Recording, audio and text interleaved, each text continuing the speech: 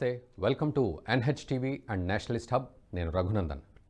So ప్రధాని మోదీ లక్షద్వీప్ పర్యటనకు సంబంధించి ఫోటోలు, వీడియోలు ఇంటర్నెట్లో వైరల్ అవుతున్నాయి. అక్కడ సముద్రపు ఒడ్డున ఆ చల్లగాలిలో ప్రధాని మోదీ అలా నడుచుకుంటూ వెళ్ళడం, ఆ నీలి సముద్రం ఒడ్డున ఈ ఫోటోగ్రఫీ కానీ వీడియోగ్రఫీ కానీ అంతా కూడా ప్రజల్ని ఆకట్టుకునే పరిస్థితి కనబడుతుంది. మరోవైపు అక్కడ అండర్ వాటర్ వెళ్ళడం కూడా, స్నోర్కెలింగ్, దీనికి సంబంధించి కూడా విజువల్స్ అన్నీ కూడా అత్యద్భుతంగా ఉన్నాయని అటు చూసిన వాళ్ళందరూ కూడా మెచ్చుకుంటున్నారు. అండ్ మరోవైపు టూరిజం విషయంలో ఒక అద్భుతమైన డెస్టినేషన్ మనకు దొరికింది అని చాలా వరకు అందరూ సంతోషపడుతున్నారు. ఇదంతా నాణానికి ఒకవైపు. మరోవైపు అసలు లక్షద్వీప్ని టూరిజం స్పాట్గా ఎందుకు మనం ఆల్టర్నేట్గా ఎంచుకోవాల్సిన పరిస్థితి కనబడుతోంది? దేనికి ఆల్టర్నేట్గా అంటే మాల్దీవ్స్కి ఆల్టర్నేట్గా లక్షద్వీప్ని చూడాల్సిన సిచ్యువేషన్స్ అండ్ ఆ సమయం వచ్చేసింది. ఏమిటి మాల్దీవ్స్లో నిజానికి బ్యాక్ స్టోరీలో భారత్కి ఉన్న ప్రాబ్లం ఏమిటి? అండ్ మాల్దీవ్స్ ఏ దేశానికి దగ్గరగా ఉంటూ భారత్ని దెబ్బగొట్టే ప్రయత్నం చేస్తోంది? అందుకేనా మరి ప్రధాని మోదీ మాల్దీవ్స్ కాకుండా లక్షద్వీప్ మీద గురిపెట్టి అక్కడి డెవలప్మెంట్స్తో పాటు టూరిజం గురించి కూడా మాట్లాడిన పరిస్థితి? అండ్ మోదీని ఫాలో అయ్యే లక్షలాది కోట్లాది మంది ప్రజలు కూడా ఈరోజు మాల్దీవ్స్ బదులు లక్షద్వీప్ని సెర్చ్ చేస్తున్నారు ఇంటర్నెట్లో. సో ఎక్కువ నెంబర్ ఆఫ్ సెర్చెస్ కూడా లక్షద్వీప్ గురించి ఉన్నాయి.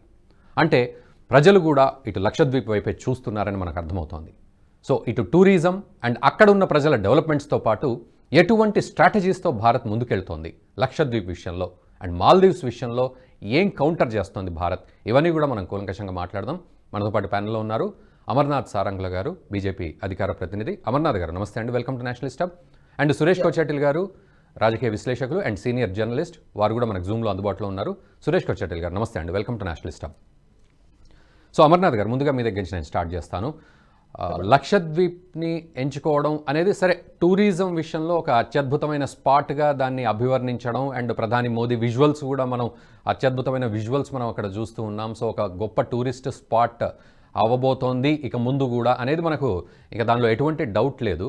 అయితే ఈ లక్షద్వీప్కి సంబంధించిన డెవలప్మెంట్స్ ఏవైతే ఉన్నాయో 1150 కోట్ల రూపాయలకు సంబంధించిన డెవలప్మెంట్స్, అక్కడి నుంచి మనం స్టార్ట్ చేద్దాం.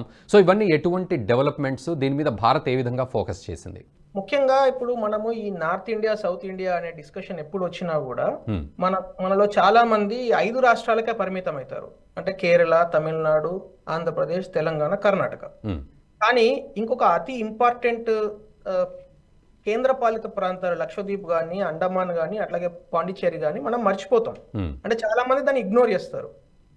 కానీ మన ప్రధానమంత్రి నరేంద్ర మోడీ గారు ఇగ్నోర్ చేసే మనుషులలో ఒకరు కాదు కదా. ఆయన ఒకసారి పట్టుబట్టాడంటే అది ఎంత దూరమైనా వెళ్ళి దాన్ని డెవలప్మెంట్ చేయడం ఆయన యొక్క స్వభావం.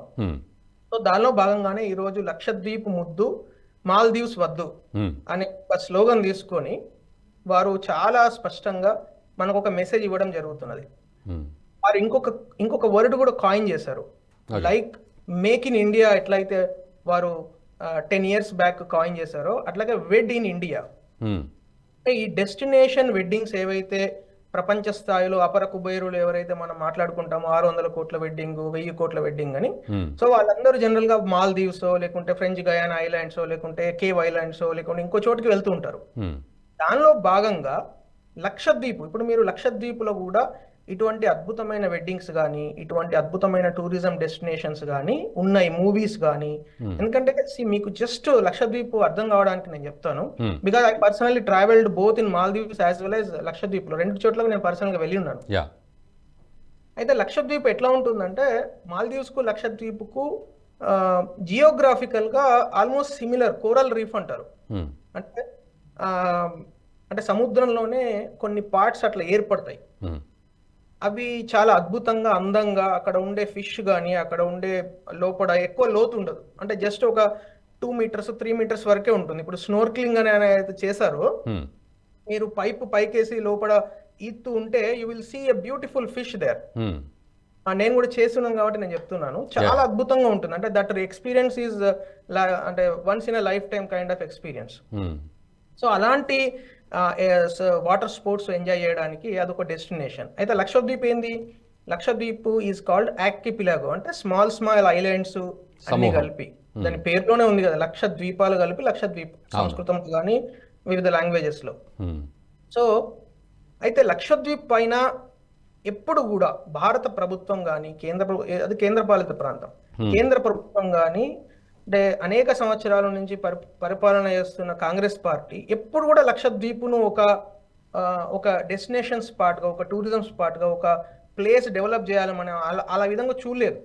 ఎందుకంటే ఇంతకుముందు లక్షద్వీప్ ఈజ్ నోటోరియస్ ఫర్ 1988లో రాజీవ్ గాంధీ తన కుటుంబ సభ్యులతోని యూనో అక్కడికి వెళ్ళి ఒక సబ్మెరీన్ హైర్ చేసుకొని ఆయన రిఫ్రెష్మెంట్ కోసము చేసిన సందర్భం మనం అది ఒక పెద్ద కాంట్రవర్షియల్ టాపిక్, నేను దాన్ని నిలదలుచుకోలేదు. అలా మాత్రమే చూశారు కాంగ్రెస్ పార్టీ ఎప్పుడు కూడా. అదే మోడీ గారు, భారతీయ జనతా పార్టీ అక్కడ 2-3 విషయాలు మనం అర్థం చేసుకోవాలి. ఒకటి, లక్షద్వీప్ లో 96% మంది ముస్లిం పాపులేషన్ ఉంటుంది. 2, అక్కడ లిక్కర్ బ్యాన్. 26 ఐలాండ్స్ లో ఒకే ఒక ఐలాండ్ లో liquor is allowed, and that to with some restrictions. మిగతా అన్ని చోట్ల లిక్కర్ అనేది కంప్లీట్ గా బ్యాన్, రైట్. 3వ విషయం అర్థం చేసుకోవాల్సిందంటే అక్కడ దాదాపు 56% వాళ్ళ income, they are very poor, right. But ఆ ఇన్కమ్ 70,000 మంది అక్కడ ప్రజలు నివసిస్తూ ఉంటే దానికి వాళ్ళకి వచ్చే ఇన్కమ్ లో 56% టూరిజం నుంచి వస్తుంది. ఇండైరెక్ట్, డైరెక్ట్ అన్ని కలుపుకుని దాదాపు 70-75% టూరిజం నుంచి వస్తుంది. ఈవెన్ మాల్దీవ్స్ ఎకానమీ కూడా అట్లనే ఉంటుంది. మాల్దీవ్స్ తో కంపారిజన్ నేను ఇంకా అన్ని పారామీటర్స్కి వెళ్ళట్లేదు. మెయిన్ ఈ 3 విషయాలు చాలా ఇంపార్టెంట్ మనం అర్థం చేసుకోవాలంటే, లక్షద్వీప్ను అర్థం చేసుకోవాలంటే. ఇది కాకుండా వాళ్ళకు ఉండే ఏకైక income source fish and agri అంటే ఓన్లీ కోకోనట్స్. అక్కడ ఏమి ఇంకా పండే అవకాశం లేదు, అగ్రోక్లైమాటిక్ జోన్ అట్లా ఉంటుంది. సో లక్షద్వీప్ లో గత ఎన్నో సంవత్సరాలుగా ఏ డెవలప్మెంట్, ఇప్పుడు మీరు ఇందాక 1150 కోట్ల ప్రాజెక్టులు అంటున్నారు కదా, చాలా కీలకమైన అంశం మనందరం ప్రజలకు చెప్పాల్సిన అంశం ఏంటంటే, గత ఎన్నో సంవత్సరాలుగా అక్కడ కమ్యూనిస్ట్ గవర్నమెంట్ కానీ, కేరళ గవర్నమెంట్ కానీ అక్కడ ఒక్క డెవలప్మెంట్ ప్రాజెక్ట్ కూడా తీసుకోకుండా, కనీసం ఒక సోలార్ ప్లేట్ పెట్టాలన్నా కూడా వెంటనే దాన్ని ఆపోజ్ చేస్తూ అనేక రకాల ఎజిటేషన్స్ చేస్తూ, ఎందుకు చేస్తున్నారు, ఏ బేసిస్ మీద చేస్తున్నారు అంటే వాళ్ళు ప్రకృతిని ప్రకృతి ప్రేమికులు అనే ఉద్దేశంతోనే. అదే మళ్ళా మీరు అక్కడికి వెళ్తే అన్ని పనులు జరుగుతూ ఉంటాయి, బట్ ఇల్లీగల్ గా జరుగుతూ ఉంటాయి. లక్షద్వీప్ లో మీరు అన్ని పనులు చేయొచ్చు, అవన్నీ ఎవరి కంట్రోల్లో ఉంటాయి? కమ్యూనిస్ట్ గ్యాంగ్లు ఉంటాయి. గ్యాంగ్స్ ఆఫ్ వసీపూర్ లాగా గ్యాంగ్స్ ఆఫ్ లక్షద్వీప్ ఉంటాయి. సో వాళ్ళతో మీరు ఏ పనైనా చేసుకోవచ్చు. అక్కడ మీరు ఇల్లీగల్ స్మగ్లింగ్ చేయొచ్చు, ఇల్లీగల్ అక్కడ కొన్ని ఏమంటారు అర్చిన్స్ అంటారు, అంటే ఓన్లీ కోరల్ రీఫ్స్ లోనే దొరికే ఒక రకమైన ఫిష్, టూనా ఫిష్, విపరీతమైన ఇల్లీగల్ ట్రేడింగ్ జరుగుతాయి టూనా ఫిష్ ది, రైట్. అక్కడ దొరికేది ఎక్కడికో వేరే ప్రాంతం నుంచి మళ్ళీ మన దేశంలోకి ఇంపోర్ట్ అవుతుంది. చాలా అన్యాయం అన్నమాట. ఇట్లా టూనా ఫిష్ అంటే very costly fish, I believe. So ఇలాంటివి ఎట్లా జరుగుతున్నాయి. ఇప్పుడు మోడీ గారి యొక్క ప్రధానమైన ఉద్దేశం ఏంటంటే, అక్కడికి అందరి దృష్టిని ఆకర్షించి లక్షద్వీప్ కు వెళ్ళి, లక్షద్వీప్ ప్రజలు ఎవరైతే ఇప్పుడు 70-75 వేల మంది బతుకుతున్నారో అక్కడ, వాళ్ళల్లో చాలా మందికి ఏమంటారు ఎంప్లాయ్మెంట్ ఆపర్చునిటీస్ కానీ, టూరిజంలో కానీ, లేకుంటే ఫిష్ అండ్ అగ్రీలో కానీ, మిగతా అన్ని విషయాలలో ఇప్పుడు తీసుకున్న డెవలప్మెంట్ ప్రాజెక్ట్స్ కూడా ఒకటి లార్జ్ సోలార్ పవర్ ప్లాంట్. ఎందుకంటే power is a main source of any further industry, right. తర్వాత ఫిష్ ప్రాసెసింగ్ ఇండస్ట్రీస్, అట్లాగే ఈ కోరల్ రీఫ్ నుంచి కొన్ని హ్యాండీక్రాఫ్ట్స్ లాంటివి తయారైతాయి, అంటే చాలా బ్యూటిఫుల్ గా తయారు చేసి అమ్మేటివి ఉంటాయి. వాటికి సంబంధించిన ప్రాసెసింగ్ ఇండస్ట్రీస్, అట్లాగే మన ఈ ఇంటర్నేషనల్ అండర్ వాటర్ కేబులింగ్, అంటే విఎస్ఎన్ఎల్ కానీ ఇట్లా అండర్ వాటర్ కేబులింగ్ లో లక్షద్వీప్ లో దాని monitoring centres, control and monitoring units Lakshadweep లో ఉండాలి అని కొన్ని ఐలాండ్స్ ను దానికి వాళ్ళు చేస్తున్నారు. సో అలొకేట్ చేస్తున్నారు. సో ఈ విధంగా అక్కడ మెయిన్ 3 పార్ట్స్ ఉంటాయండి. ఒకటి మినికాయ్ అని చాలా కింది, అంటే వెరీ క్లోజ్ టు మాల్దీవ్స్. అది one of the best islands for tourism, అంటే చాలా అందంగా ఉండే ఐలాండ్ అది. అట్లాగే సుహేలి ఐలాండ్స్ అనేది where there is a high population. Population లో ఉన్న వాళ్ళలో దాదాపు 70% మంది అక్కడే బతుకుతారు. ఆ తర్వాత ఇంకా చాలా ఐలాండ్స్ ఉన్నాయి చిన్న చిన్నవి. అంటే మాల్దీవ్స్ తో కంపేర్ చేసినప్పుడు మాల్దీవ్స్ లో there is a process that they sell islands. Okay, islands ని అమ్మేస్తారు. వాళ్ళకు 2 మోడల్స్ ఉన్నాయి. అంటే యూ కెన్ ఎంటైర్ ఐలాండ్ ని మీరు ఓన్ చేసుకోవచ్చు. ఓకే, లేదు you can take it on lease for 50 years 100 years and what ever you do they don't mind. Okay, so అట్లా మీకు చాలా మంది హాలీవుడ్ యాక్టర్స్ కానీ క్రికెటర్స్ దే ఓన్. నాకు తెలిసి ఐ థింక్ నికోల్ కిడ్మాన్ అని ఆమె నేను వెళ్ళినప్పుడు she is Australian actress. So she owns an entire island అక్కడ. చాలా బ్యూటిఫుల్ రిసార్ట్ కూడా ఉంటుంది దానిలో. Okay, so like that there are many. వాళ్ళకు అన్ని ఐలాండ్స్ అమ్మే ప్రాసెస్, లీజ్ అలాంటి ప్రాసెస్ ఉంటాయి. So just to sum it up, మనం చాలా విషయాలు మాట్లాడుకున్నాం. Just to sum it up 2 important points మనము చేద్దాం బిఫోర్ సురేష్ గారు మాట్లాడడానికి ముందు. ఒకటేమో అక్కడ టూరిజం డెవలప్ కావడానికి first of all the entire world ప్రపంచం దృష్టి ఆకర్షించడం, అది మోడీ గారు ఆల్రెడీ చేశారు. మీరు కూడా చెప్తున్నారు కదా, హైయెస్ట్ సర్చ్డ్ నిన్నటి నుంచి లక్షద్వీప్ అనేది గూగుల్లో highest searched word. So attraction జరిగిపోయింది. 2 liquor, you need to speak boldly about it. So liquor ban ఏదైతే ఉందో దాన్ని తీసేయాలి. ఇప్పుడు దుబాయ్ లాంటి ప్లేసెస్ లో, వేరే ముస్లిం కంట్రీస్ లో కూడా, మిడిల్ ఈస్టర్న్ కంట్రీస్ లో, ఓమన్ లో, దుబాయ్ లో కూడా లిక్కర్ మీద బ్యాన్ ఉండదు, కానీ లక్షద్వీప్ లో ఉంటది. టూరిజం ఎట్లా డెవలప్ అవుతుంది? అదే. సో 2 ఇది ఇంపార్టెంట్.